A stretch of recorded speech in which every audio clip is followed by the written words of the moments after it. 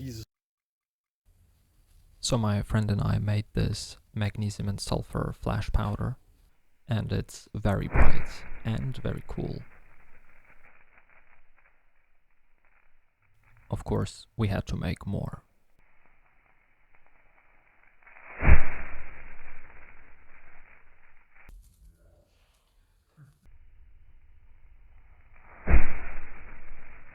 I have to emphasize here that this flash powder is extremely sensitive, so we had to make up this weird sparkler setup with 3 sparklers tied to each other, because the first time we tried, this happened.